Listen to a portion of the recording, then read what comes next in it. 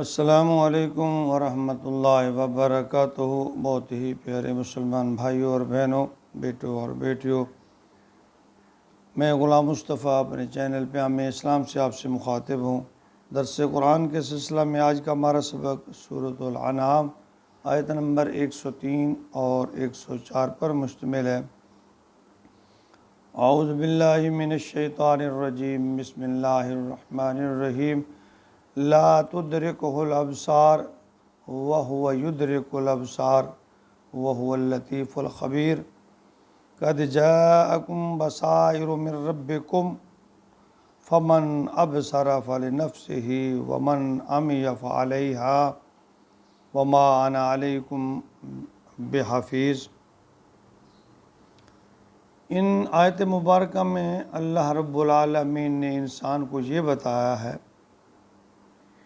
کہ وہ جس نے تمہاری تخلیق کی ہے وہ تمہارے ہر چھوٹے بڑے اعمال کو دیکھ رہا ہے، اور اگر تم اپنی بصیرت یا عقل و شعور کی آنکھ کھول لو گے تو ہدایت کا رستہ پالو گے۔ اگر عقل کے اندھے بنے رہے تو اللہ کا تو کچھ نہیں بگاڑ سکتے، اپنا نقصان ضرور کر لو گے۔ اور یہ کہ میرے محبوب، آپ کا کام ان تک میرا پیغام پہنچا دینا ہے، آپ ان کی طرف سے جواب دہ نہیں ہیں۔ فرمایا لا تدرکہ الابصار، اسے نگاہیں نہیں پا سکتے، یعنی اللہ کو تم نہیں دیکھ سکتے۔ وہو یدرک الابصار، جبکہ اس کی نگاہیں تمہیں پا لے، یعنی وہ تمہیں ہر وقت دیکھ رہا ہے۔ وہو اللطیف الخبیر، اور وہ لطیف بھی ہے، باریک بھی ہے، اور ہر چیز سے باخبر ہے، یعنی ہر چیز کو کی تہ تک جاننے والا ہے۔ اس آیت میں جو فرمایا کہ تمہاری آنکھ اللہ کو نہیں دیکھتی جبکہ وہ ہمہ وقت تمہیں دیکھتا ہے، تو یعنی تیری ہر حرکت کو، تیرے ہر اچھے برے عمل کو سب وہ دیکھ رہا ہے، اس کی نگاہ میں ہے۔ یہاں ایک سوال پیدا ہوتا ہے کہ جب انسان کی طاقت ایسی نہیں ہے کہ وہ اللہ کو دیکھے یا دیکھ سکے، تو معراج کی رات نبی اکرم صلی اللہ علیہ وسلم نے اللہ تعالیٰ کو کیسے دیکھا؟ تو یہاں دو باتیں اس سلسلہ میں، دو آراء پائی جاتی ہیں، جس میں ایک آراء حضرت امی عائشہ رضی اللہ تعالیٰ عنہ کی، اور اس کے ساتھ حضرت عمر رضی اللہ تعالیٰ عنہ کی بھی رائے یہی ہے کہ وہ فرماتی تھیں کہ نور انا یرا، اللہ تو نور ہے، اس کو کوئی نہیں دے سکتا۔ بلکہ حدیث میں ہے، غالباً بخاری کی ہے، کہ اس میں امی عائشہ نے فرمایا کہ جو یہ کہتا ہے کہ محمد صلی اللہ علیہ وسلم نے اللہ کو دیکھا وہ جھوٹ بولتا ہے۔ اور اس کے برعکس دوسری رائے حضرت علی رضی اللہ تعالیٰ عنہ کی ہے، ان کے خیال کے مطابق حضور صلی اللہ علیہ وسلم نے اللہ کو دیکھا۔ لیکن میری رائے یہ ہے کہ انہی معاملے کو ہمیں بحث میں نہیں لانا چاہیے۔ وجہ اس کی یہ ہے، یہ تو سب مانتے ہیں کہ اللہ نے اپنے محبوب کو معراج کرائی، اپنے پاس بلایا، اور کیا کچھ دکھایا، کہاں دکھایا، کہاں تک دکھایا، کیسے دکھایا، یہ محب اور محبوب کا معاملہ ہے، اللہ جانے اور اللہ کا رسول جانے۔ دیکھیے، عاشق اور مشوق یا محب اور محبوب میں کچھ معاملات ایسے ہوتے ہیں جو عوام کے ڈسکس کرنے کے، زیر بحث لانے کے نہیں ہوتے۔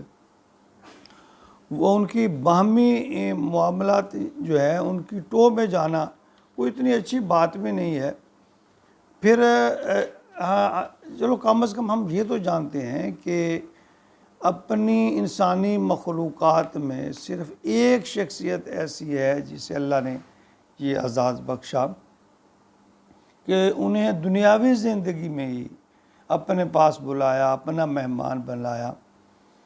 پھر یہ کہ ہمیں یہ فیصلہ کرنے کا اختیار کیسے ہے، جس میں صحابہ کرام میں بھی اختلاف ہے، آپ کی زوجہ محترمہ اور حضرت علی میں، ان دونوں میں یہ اختلاف ہے۔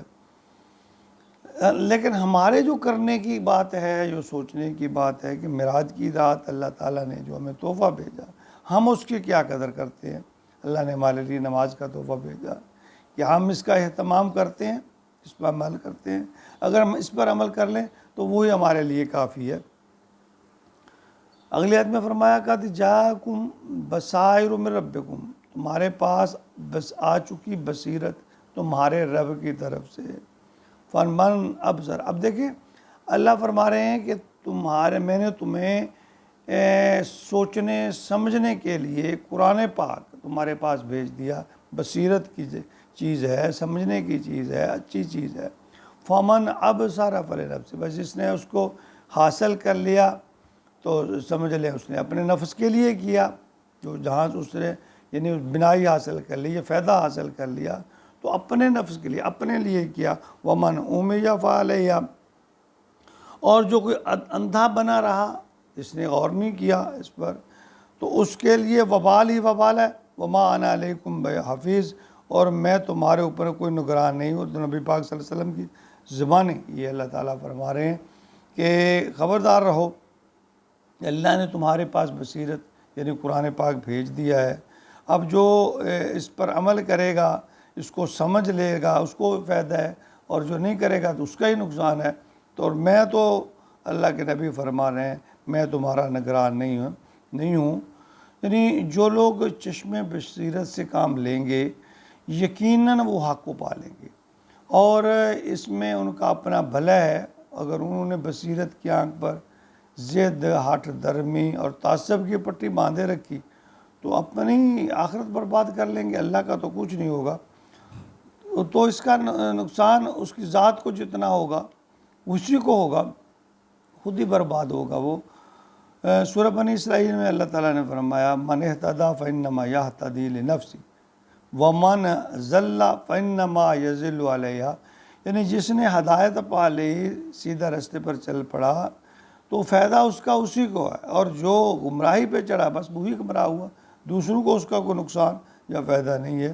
سورۃ الحج آیت نمبر 46 میں فرمایا گیا فَإِنَّهَا لَا تَعْمَلُ الْأَبْصَارُ وَلَكِنْ تَعْمَلُ الْقُلُوبُ الَّتِي فِي الصُّدُورِ. ہاں دیکھیں اللہ کیسی پیاری بات فرما رہے ہیں کہ آنکھیں اندھی نہیں ہوتی بلکہ سینوں کے اندر جو دل ہے وہ اندھا ہوتا ہے. دلوں میں ایمان کی روشنی، حق اور سچ کو سمجھنے یعنی دل کی جو بصیرت ہے، دل کی جو روشنی ہے وہ حق اور سچ کو سمجھنے میں مدد دیتی ہے. اس لیے ہمیں اپنے دل کو ایمان سے منور کرنا ہوگا. انسان کا دل نیک اور متقی ہو تو سارے اعضاء پر نیکی اور تقوی کا اثر ہوتا ہے، اور دل فاسق اور فاجر ہو گیا تو اعضاء پر جو فسق و فجور کا اثر ہی ہوگا.